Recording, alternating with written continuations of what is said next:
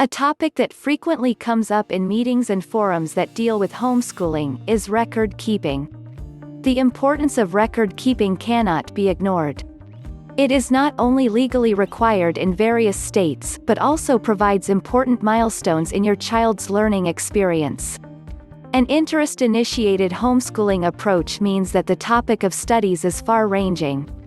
Thus, it can be something of a challenge to write quarterly reports for the school district, when it is difficult to classify learning into neatly pigeonholed areas. Record keeping is important not only for the sake of regulations. It is also an exciting way to record and document the learning process of the child. When most of the learning is done through play, and there is no clear-cut index of topics that have to be covered, it is necessary for the parent to keep some sort of a log which records the child's progress. The records you keep can be as simple as a daily journal, or as elaborate as a software program. If you participate in a support group, you probably have set forms and requirements. But even so, keeping track of daily work makes reporting easy and efficient. There are various record-keeping methods used by various homeschools. Some of the more popular ones are: journal. This can be maintained by the teacher or the student. This basically aims to keep a log of what was learned and what was done. Recording memorable events that happened in the course of the year is a great way to reminisce later on. Daily planner. Lay out the plans and the assignments for the week in a teacher's planning notebook. Check each item as it is covered. Maintain a separate area where any additional things can be recorded. This includes educational trips, visits and videos. Any extra topics that were covered are also recorded in this area. Make a summary every quarter. Portfolios.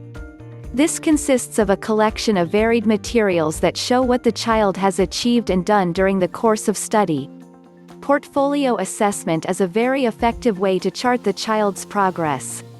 It gives structure to the otherwise loose and flexible form of schooling called homeschooling. A drawing portfolio will consist of some paintings or sketches that are considered the best in that quarter.